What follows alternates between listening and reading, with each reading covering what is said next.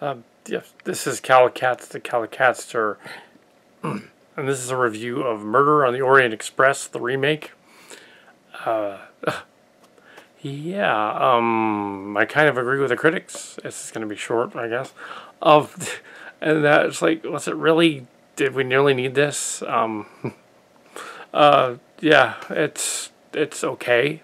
It's better than average. It's not really Oscar worthy. If they give it an Oscar, then fine. But found some of the accents and things kind of annoying.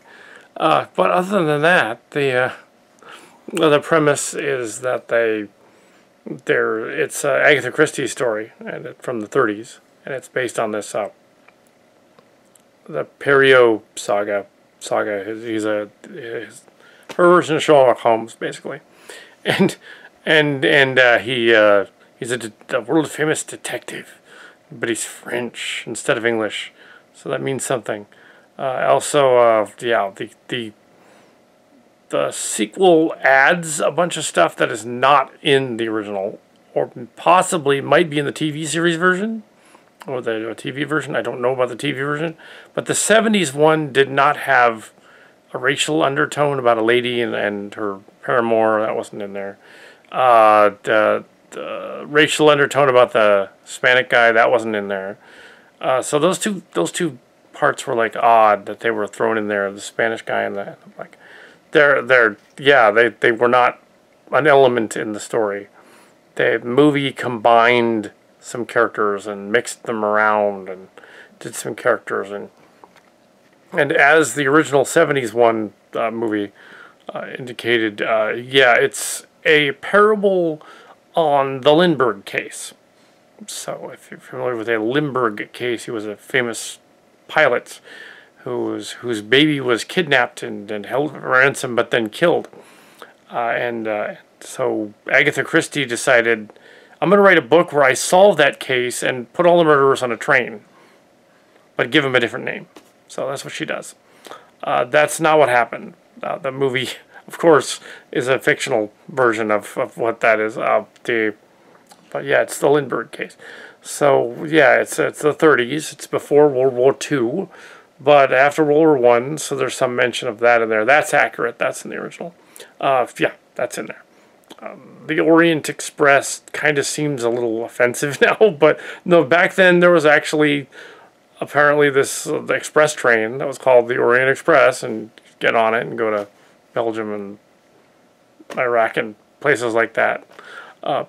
Sure, but yeah, that's what they did. It was a train.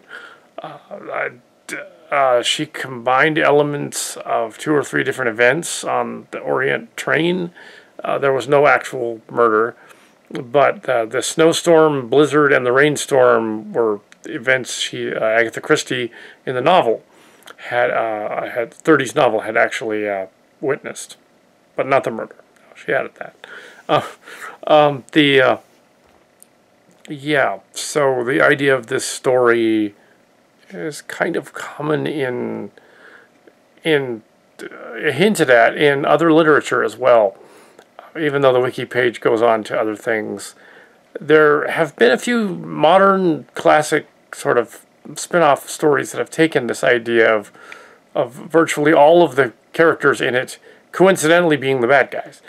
One that comes to mind is Reservoir Dogs, in which they're all bad guys, and there are no good guys at the end of the movie. Spoilers, but yeah, I won't give away what happens. But yeah, so yeah, because the only way it would work is if they were in on it, or they weren't, or nobody was. So yeah, the world's greatest detective, but you can't figure that one out. But yes, it's because of all those other movies that have copied that. Any number of Tarantino movies have done that. Other train movies with guys on a train doing adventures and things. Unlike the Stone Gremlins version, though, I would say, no, it's nothing like Under Siege on a Train. That was a different movie. That was paying homage to it a little bit. No, that was more like something else. Yeah. I didn't watch all of their review, but I stopped at that part. Yeah, it was fine. It's worth a rental. It's not Oscar worthy. If they give any of these stars, there are big name stars in it, Johnny Depp and Kenneth Branagh and Judi Dench and Michelle Pfeiffer, Josh Gad, a whole cast of famous stars. It's just not excellent. It's just okay. It's like, why? Why did they remake it? I know that the Perot series has been on for like 3 years or something, or 3 or 4 years, and there's a series of Agatha Christie stories that's on the TV, but that I heard about. But that had done this story as well because it's one of her most famous ones. So it's an odd concept. It's just not, well, it's, yeah, 65, 70%. Yeah, it's a little better. It's better than average. It's not 4 stars. It's 3.5.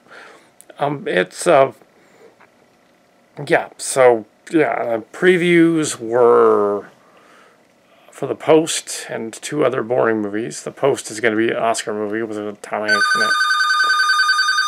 in it. So that's my review of Murder on the Orient Express.